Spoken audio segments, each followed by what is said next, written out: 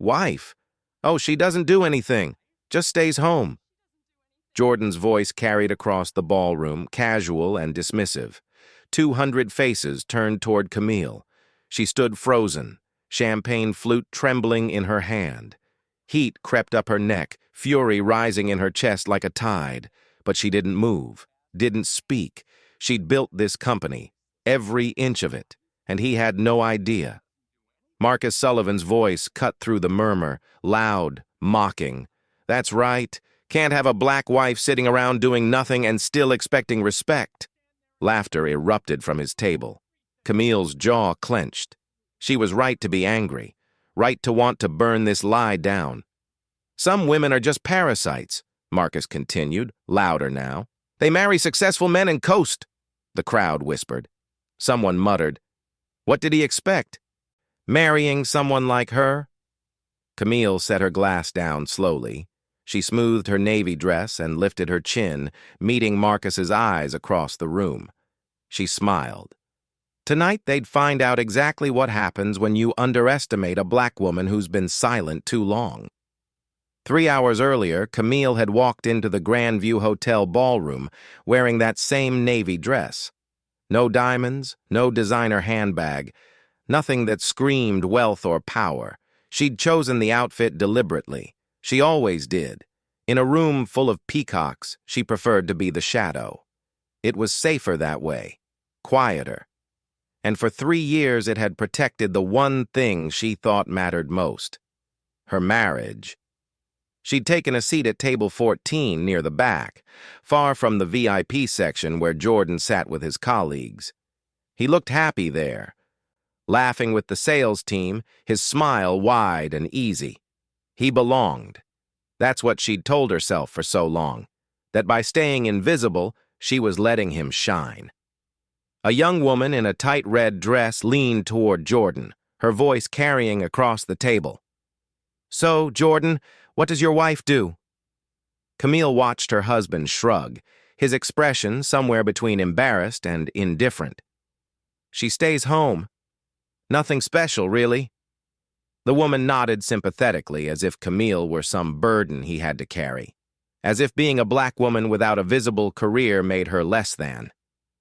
Camille sipped her champagne. She didn't flinch. She'd heard variations of this before, at family dinners, at Jordan's office parties, even from his mother. The assumption was always the same. She was decorative at best, a liability at worst.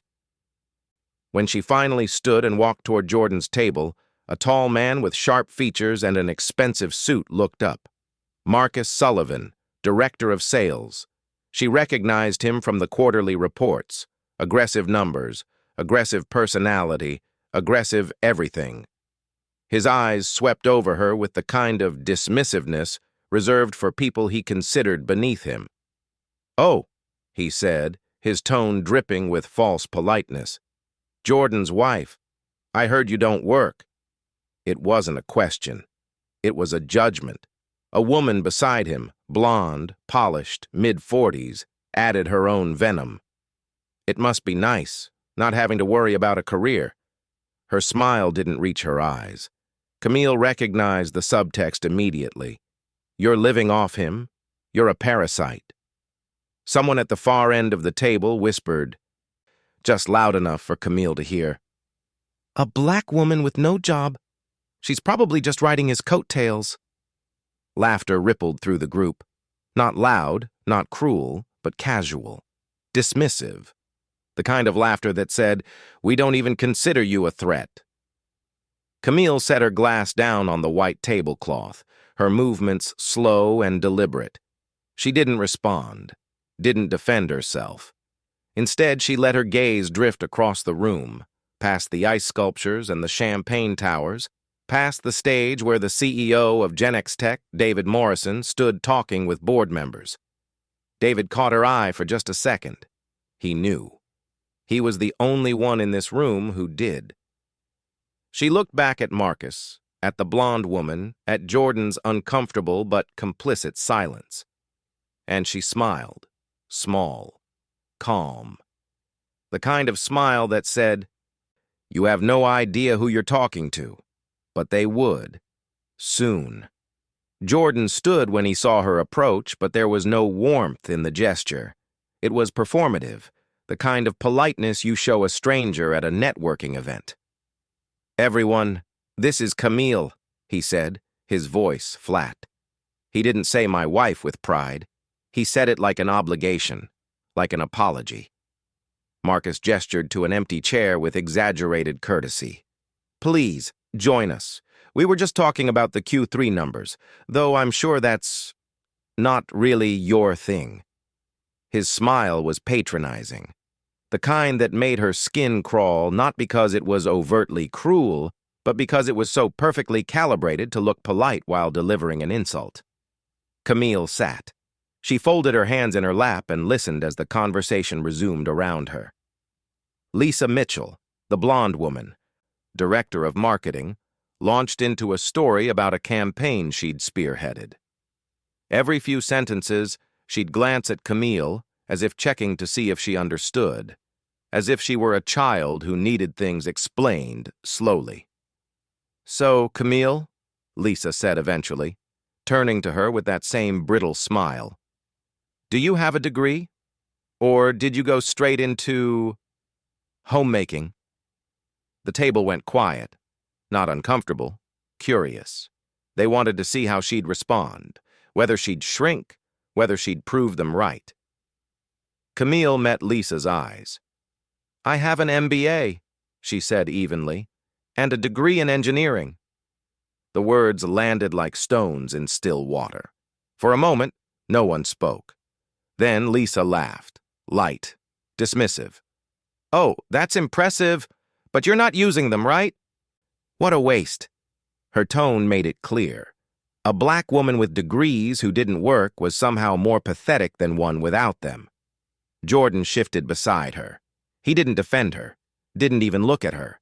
He just cleared his throat and changed the subject, steering the conversation back to safe territory.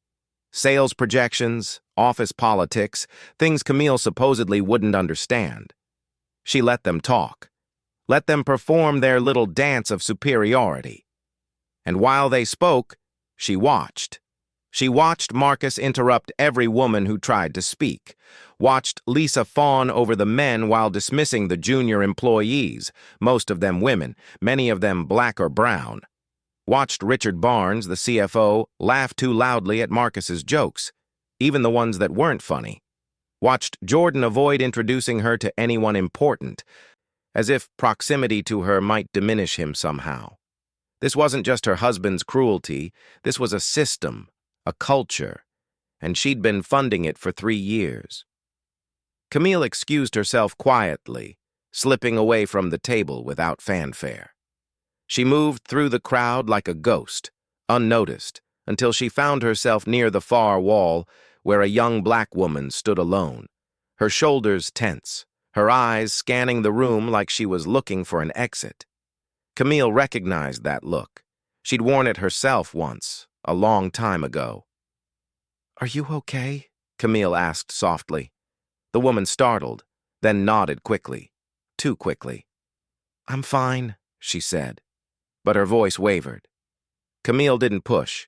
She just stood there, a quiet presence, until the woman spoke again. "They do this all the time," she whispered, "to people like us. And nobody ever says anything." Camille's jaw tightened. "What's your name?" "Zara." "Zara," Camille repeated, committing it to memory. "I'm Camille." She didn't say anything else, didn't make promises she wasn't ready to keep. But something in her expression must have reached the younger woman because Zara's shoulders relaxed, just a little.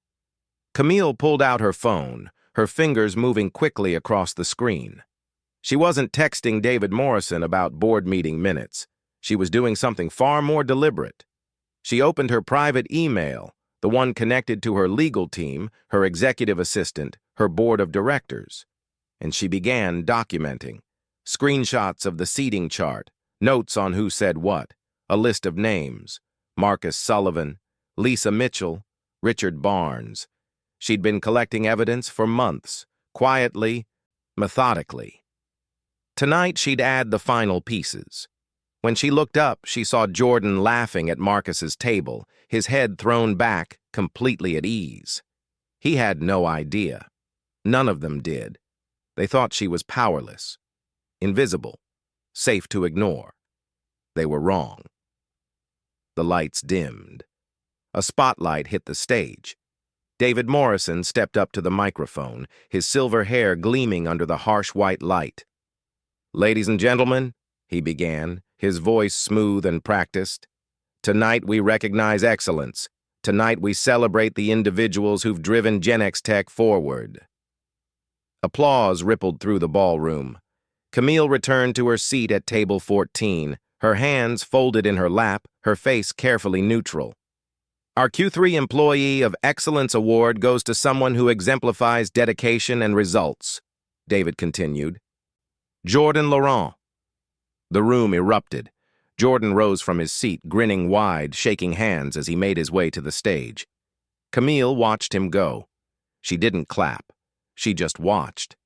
Jordan took the microphone, and for a moment he seemed to glow. Confident, accomplished, validated. "Thank you," he said, his voice carrying easily across the room. "This means a lot.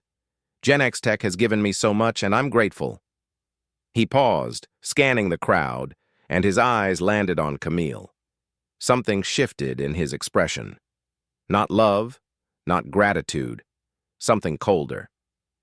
"I also want to say," he continued, his tone casual, almost careless, "that success takes sacrifice. A man has to be the pillar of his family.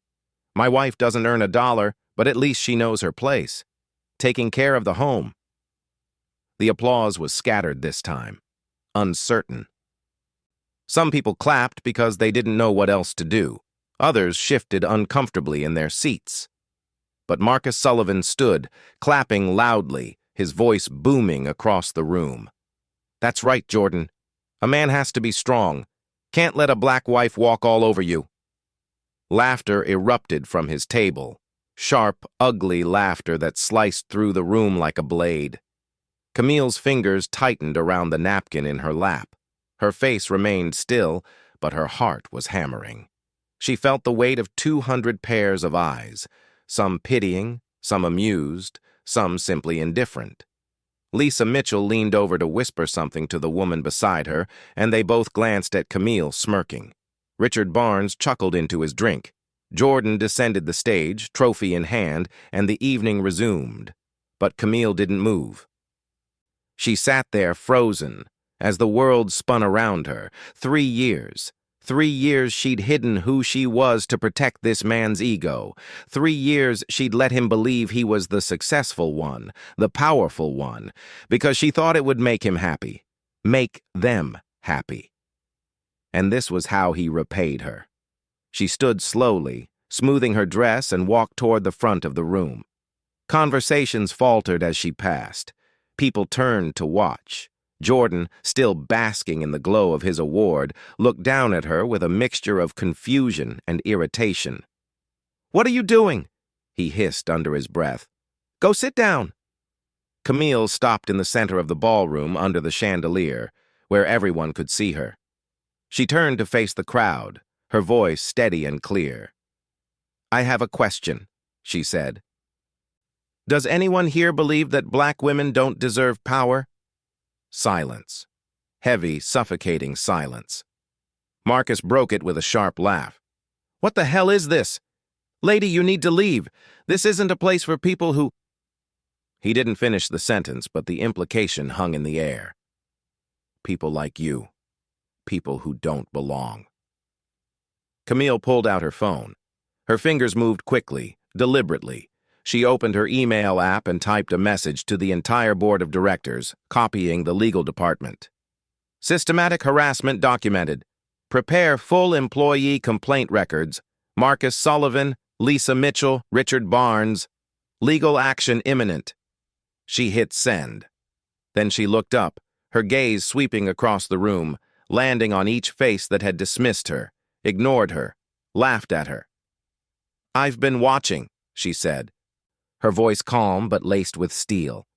"For 3 years, I've watched how this company treats black women, How you promote men who harass, how you reward people who demean others, how you build a culture that punishes anyone who doesn't fit your narrow definition of success.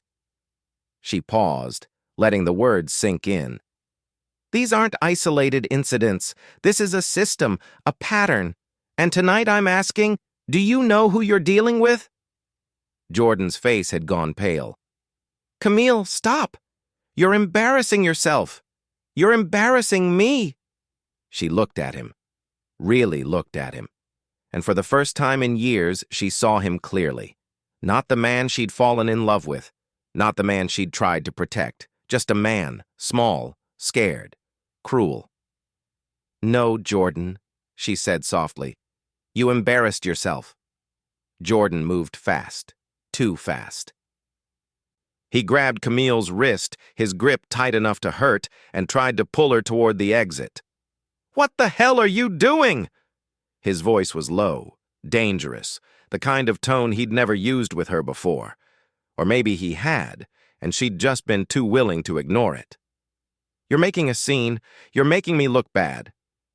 Camille jerked her arm free, and the movement was so sharp, so definitive, that several people nearby gasped. I'm making you look bad?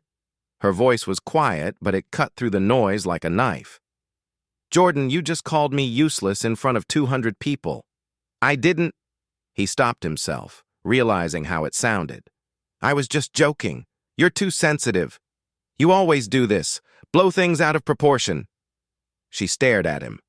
3 years of excuses, 3 years of being told she was overreacting, too emotional, too much. And in that moment, something inside her finally broke. Not shattered, broke clean. Like a bone setting itself after years of being crooked. You weren't joking, she said. You meant every word. Marcus appeared beside Jordan, his expression a mix of amusement and aggression. He was enjoying this. Jordan, man, you need to handle your wife. This is embarrassing. Then he turned to Camille, his eyes cold. Lady, I don't know what your problem is, but this is a corporate event. It's not a place for people who don't belong. So why don't you do everyone a favor and leave? Camille didn't flinch. She pulled out her phone again, opened her personal social media account, an account she rarely used, one with only a few hundred followers, mostly industry contacts and old college friends, and hit the live stream button.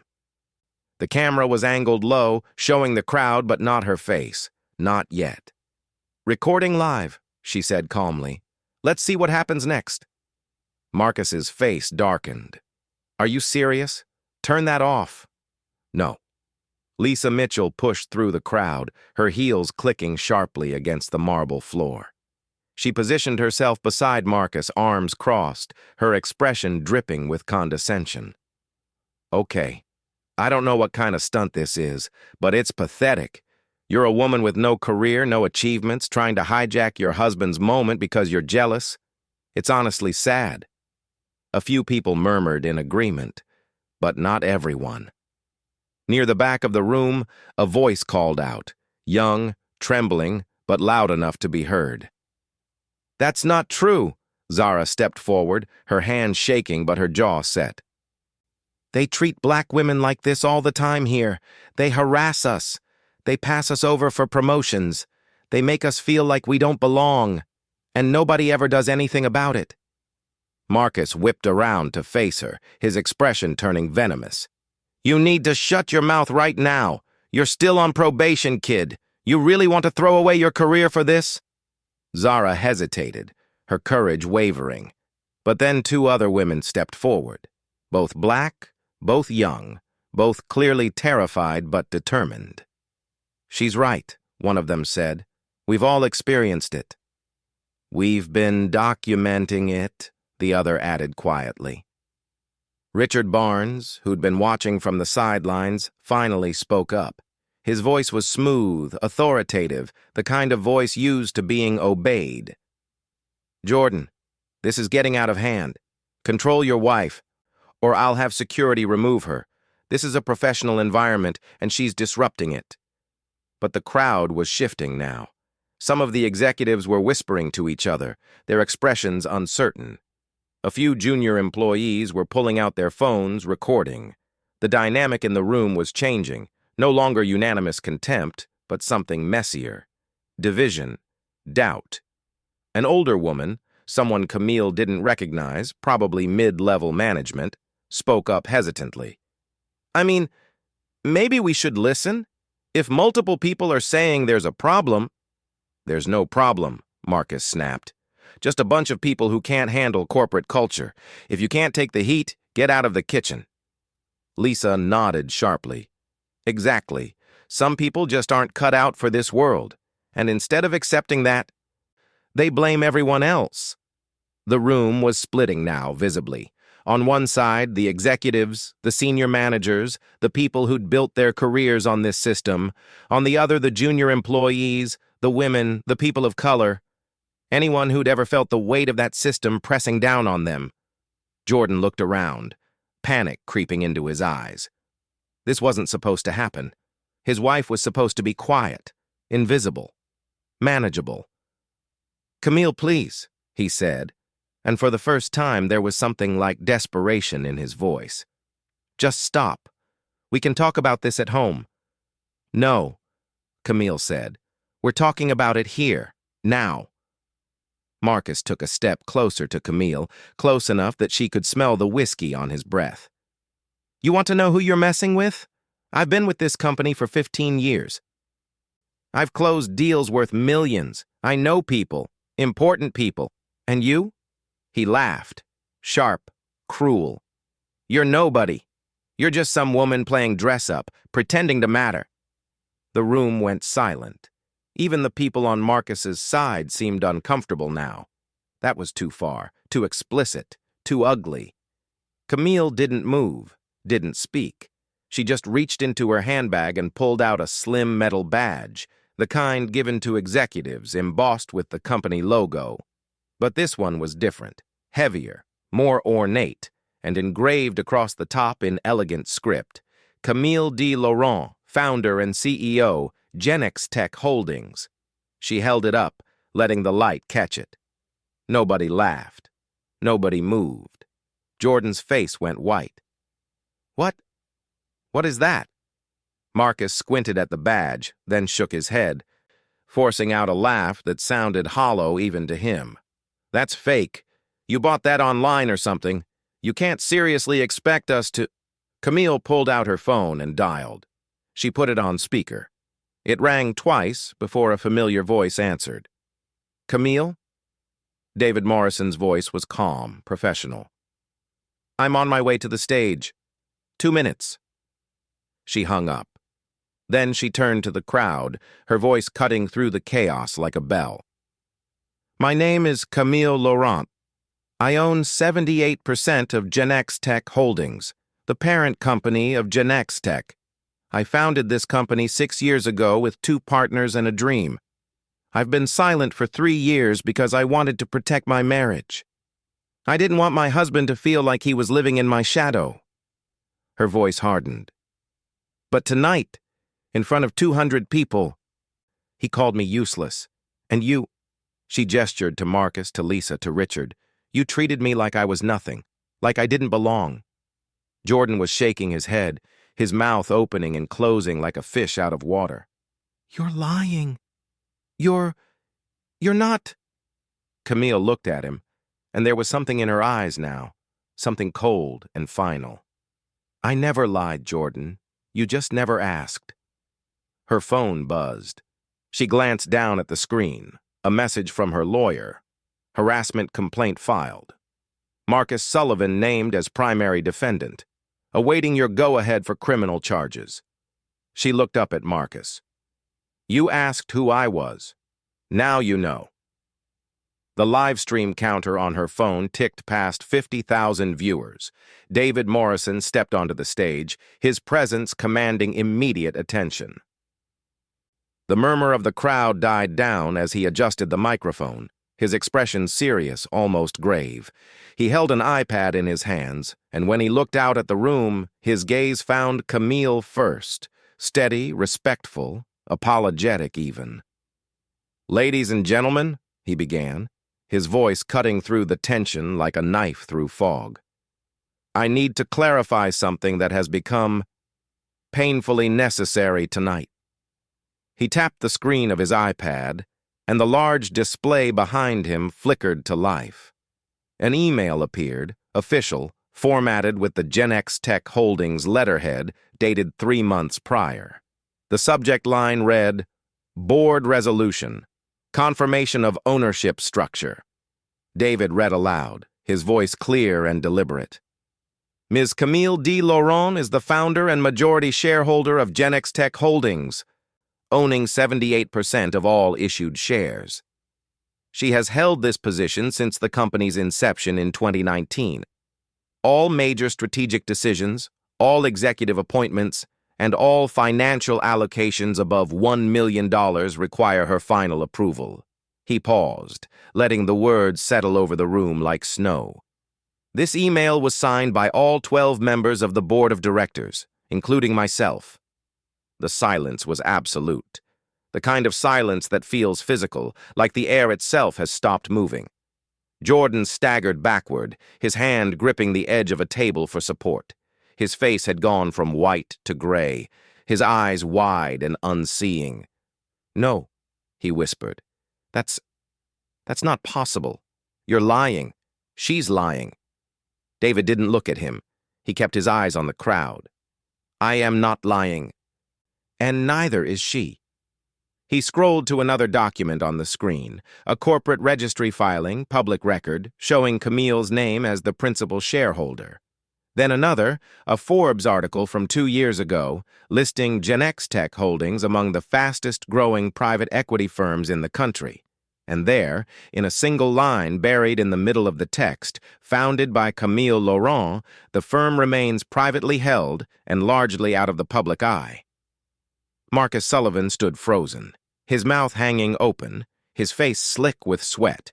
His hands trembled at his sides. I didn't know. Nobody told me." "Nobody told you because you never asked," Camille said, her voice calm, almost gentle. "You assumed. You looked at me, a black woman in a simple dress, sitting at the back of the room, and you decided I was nothing. You decided I didn't matter." She took a step forward, and the crowd parted for her like water. "But Marcus, I've been watching you for 2 years. I know about the 7 women you've harassed. I know about the promotions you've blocked because the candidates were black or female. I know about the racist jokes you make in the break room when you think nobody important is listening." Marcus opened his mouth to protest, but no sound came out. His bravado had evaporated, leaving only a man who suddenly realized he was standing on the edge of a cliff. Camille turned to Lisa Mitchell. "And you, Lisa. You've built your entire career on tearing other women down. You smiled at me tonight and asked if I had a degree, not because you cared, but because you wanted to humiliate me. You wanted to prove I was less than you." Lisa's face had gone pale. Her perfectly painted lips pressed into a thin, bloodless line. "I have your emails, Lisa. The ones where you told HR not to hire qualified black candidates because they wouldn't be a good cultural fit." Lisa took a step back, shaking her head. "That's taken out of context. Is it?" Camille's voice was ice. "Because I also have the messages you sent to your team, mocking a junior employee for her accent. Her name was Zara." Zara, standing near the edge of the crowd, let out a shaky breath. Tears streamed down her face, but she didn't look away. She didn't hide. Camille turned, finally, to Jordan. He was still standing there, swaying slightly, his trophy clutched in one hand like a lifeline. She looked at him for a long moment, and the weight of 3 years, 3 years of silence, of compromise, of making herself smaller so he could feel bigger, pressed down on her chest. But she didn't break. She didn't cry. She just spoke. "Jordan, when we got married, you told me you loved me for who I was, but you never asked who I was. You never wanted to know. You wanted a wife who stayed home, who didn't challenge you, who made you feel like the successful one." Her voice was steady, but there was something raw beneath it, something that hurt to hear. I gave you that.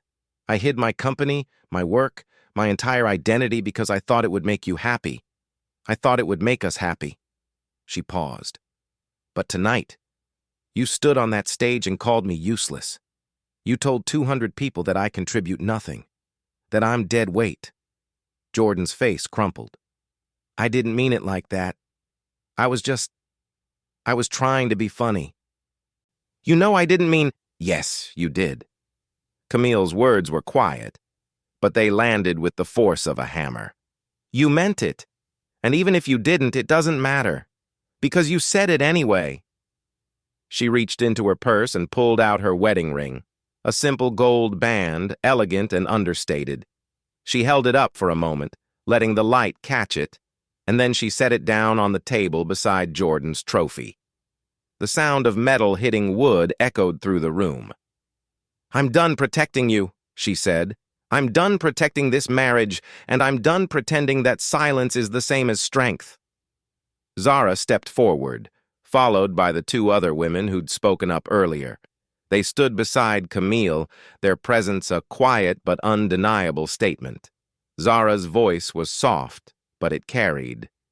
"Thank you," she said, her voice breaking. "Thank you for believing us, for seeing us."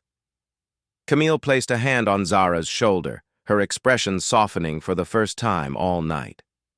Then she turned back to the crowd, her voice ringing out clear and strong. "Effective immediately, Genex Tech will implement a zero-tolerance policy for harassment, discrimination, and retaliation. Every employee, regardless of position, will undergo mandatory diversity and inclusion training. And anyone found violating this policy will be terminated. No exceptions." David Morrison nodded, stepping forward to stand beside her. "The board has already approved these measures. We failed to protect our employees. That ends tonight." The applause started slowly. One person, then another, then a wave of sound that filled the ballroom. It wasn't universal. Some people stood with their arms crossed, their faces hard, but most of the room was clapping. Some were standing, and in the back, near the bar, someone shouted, "About damn time!" Camille didn't smile. She didn't bask in the moment. She just stood there, shoulders straight, head high, and let the truth settle over the room like a reckoning. Jordan was still staring at the ring on the table, at the empty space where his wife used to be. The security team arrived within minutes. Two men in dark suits, earpieces in, expressions professionally neutral. They didn't make a scene. They didn't need to. Marcus Sullivan was escorted out through a side door, his shoulders hunched, his earlier bravado completely gone. A few people watched him leave. Most didn't. He'd become invisible in a way he'd never experienced before. Not pitied, not feared, just irrelevant. But Camille wasn't finished. She stepped back up to the microphone, her voice steady and clear. "I want to be transparent about what happens next," she said. "Marcus Sullivan has been terminated, effective immediately. But termination isn't enough. Over the past 18 months, I've been working with our legal team to document systematic harassment within this company. We have testimony from 7 women, employees who were afraid to come forward because they knew the system wouldn't protect them." She paused, letting that sink in. They were right to be afraid. The system failed them. I failed them by staying silent. The room was silent now. The earlier applause replaced by something heavier. Accountability. "Marcus Sullivan will face criminal charges for workplace harassment and creating a hostile work environment. The district attorney has already been briefed. We expect charges to be filed within the week." Camille's voice didn't waver.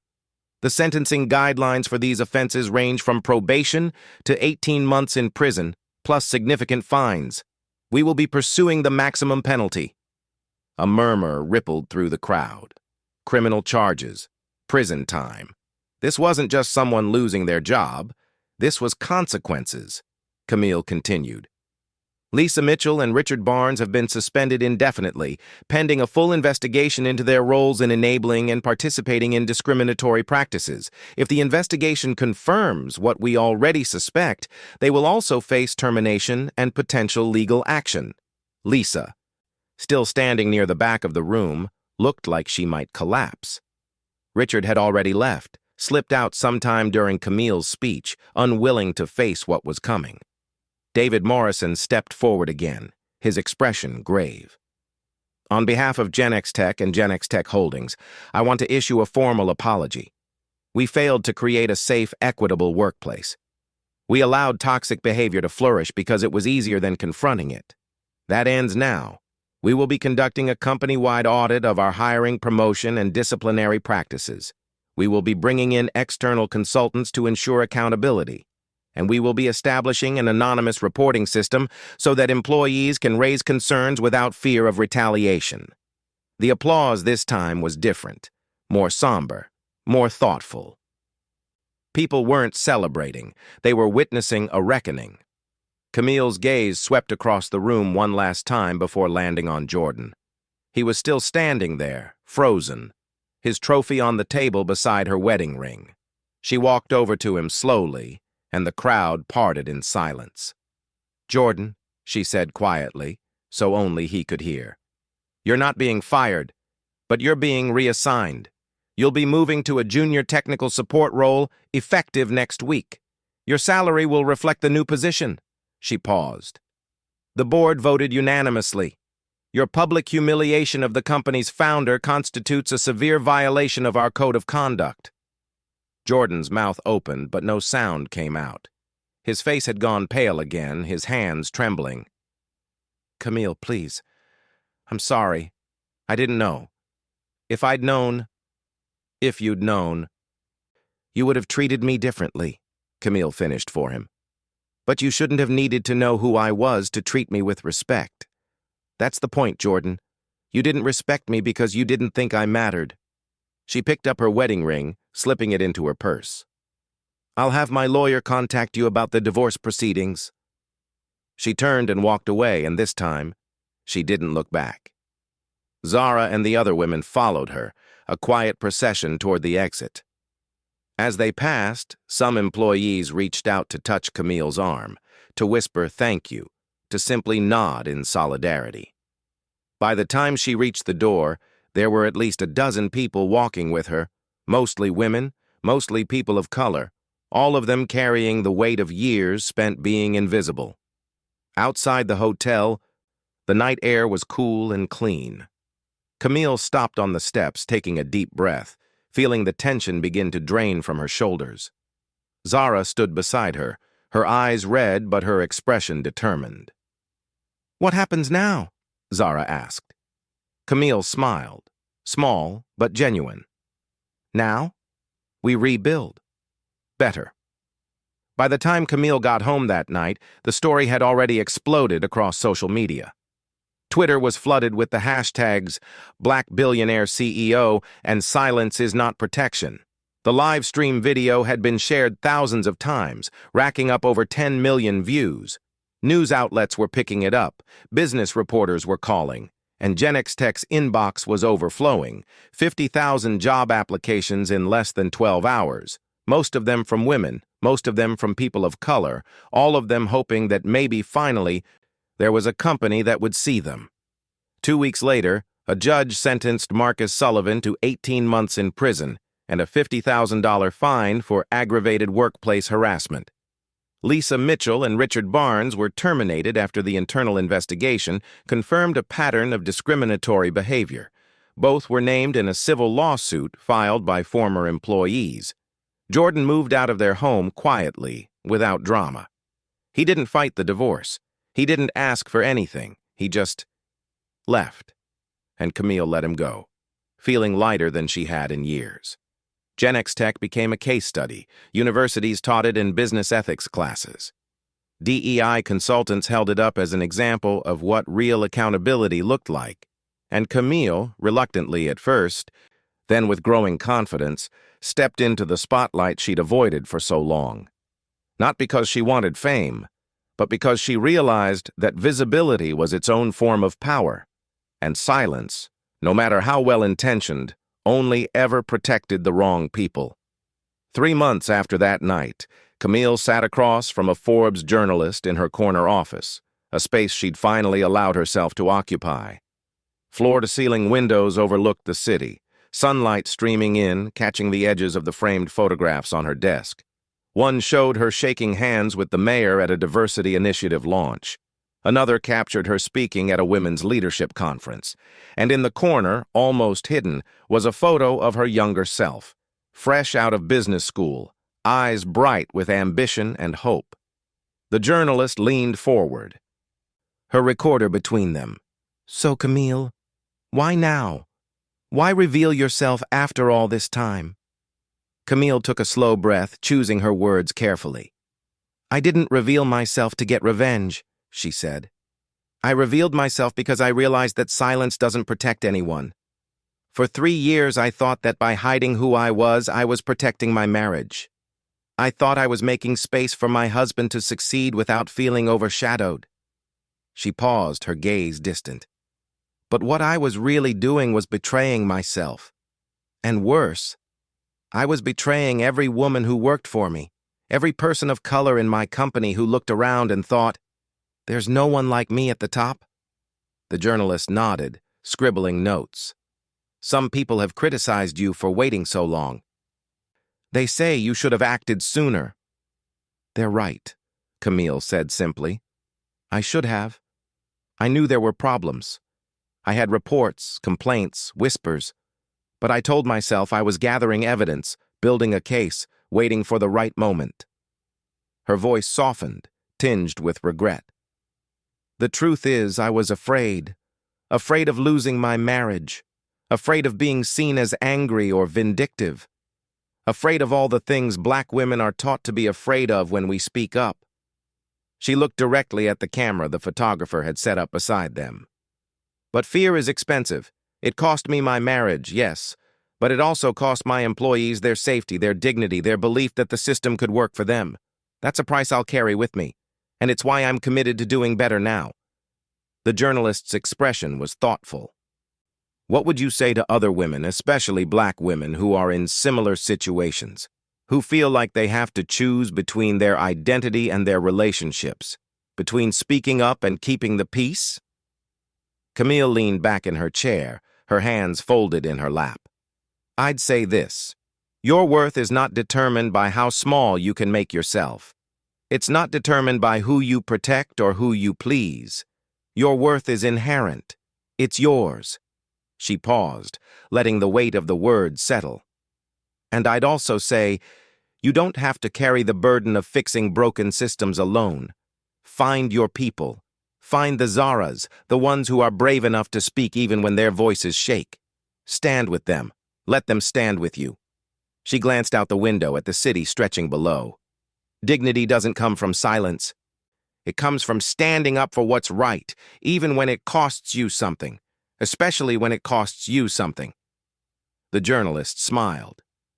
"Gen X Tech's numbers are incredible now. 60% of leadership positions are held by women, 40% by people of color. Employee retention is up 43%. How does that feel?" "It feels like a beginning," Camille said. "Not an ending. We still have work to do. But for the first time, I feel like we're building something real, something sustainable, a place where people don't have to hide who they are to succeed." The article ran a week later under the headline, "The CEO Who Chose Herself, Camille Laurent on Power, Silence, and the Cost of Invisibility." It went viral within hours.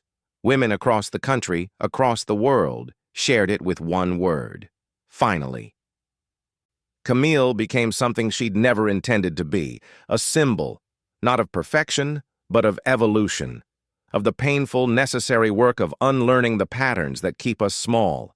She spoke at conferences, sat on panels, mentored young women who reminded her of herself, brilliant, ambitious, terrified of taking up too much space.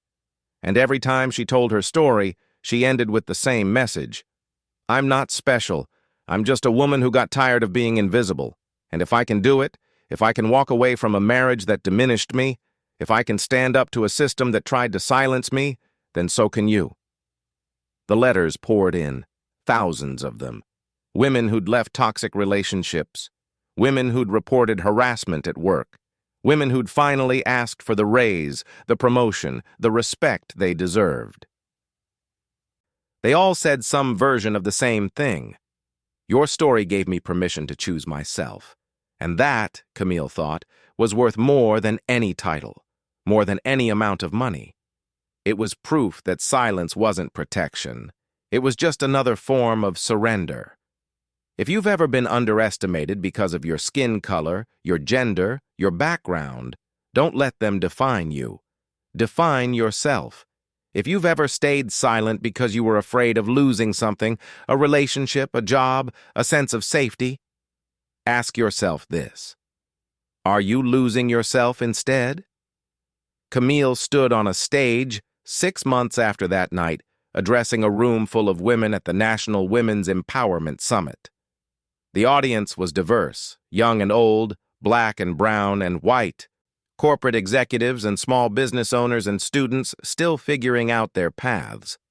But they all had one thing in common. They'd all been told at some point that they were too much or not enough. I spent 3 years making myself smaller, Camille said, her voice carrying across the auditorium. I hid my success because I thought it would protect my marriage.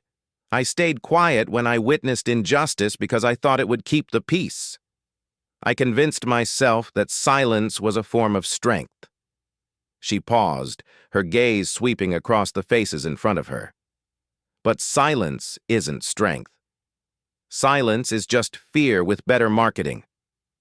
Laughter rippled through the crowd. Recognition, relief, solidarity.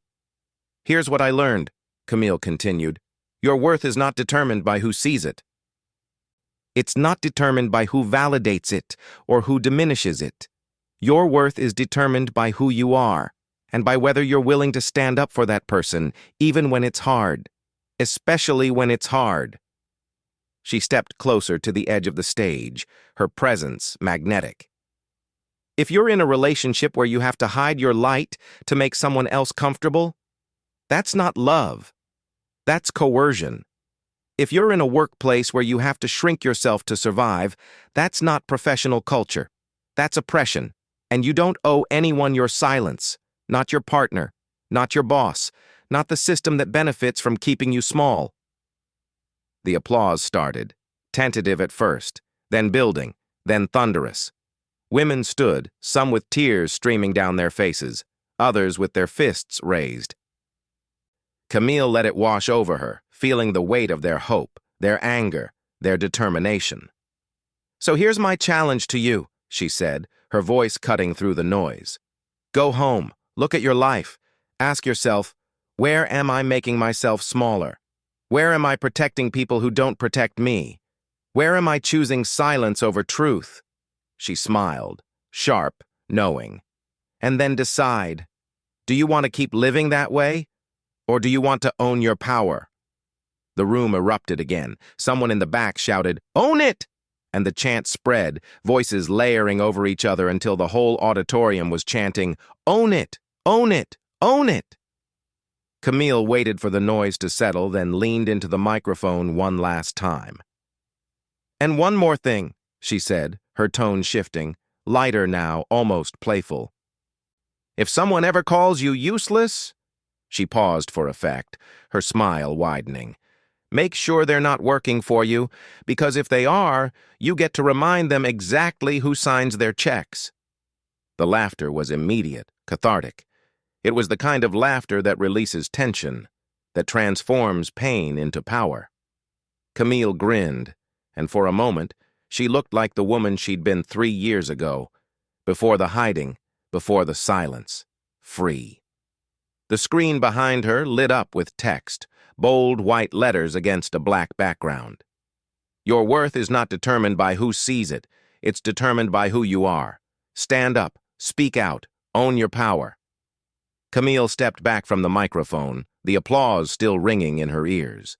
She looked out at the sea of faces, women who'd been underestimated, overlooked, told they didn't matter. Women who were choosing in this moment to believe something different. She thought about Jordan, about the ring she'd left on that table, about the years she'd spent hiding. She thought about Marcus, facing his prison sentence, about Lisa and Richard, their careers in ruins, about Zara, who now led Gen X Tech's diversity and inclusion department and was thriving. And she thought about herself, the woman she'd been and the woman she was becoming. Not perfect, not without regrets, but visible, unapologetic, free. As she walked off the stage, a young black woman approached her, her eyes wide with emotion. "Thank you," she whispered. "I've been thinking about leaving my job for months, but I was scared.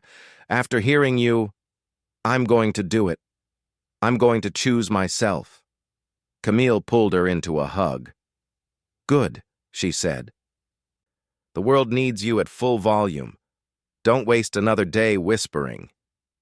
The woman nodded, tears streaming down her face, and walked away with her shoulders a little straighter. Camille watched her go, then turned and headed for the exit. Outside, the sun was setting, painting the sky in shades of gold and orange. She took a deep breath, feeling the cool air fill her lungs, feeling alive in a way she hadn't in years. Her phone buzzed. A text from Zara. "Just saw the live stream. You're trending again. Own Your Power is #1 worldwide." Camille smiled. She typed back, "Good. Let's keep it there." She slipped her phone into her pocket and started walking. There was work to do. There always would be. But for the first time in a long time, she wasn't doing it from the shadows. She was doing it in the light, and she was never going back.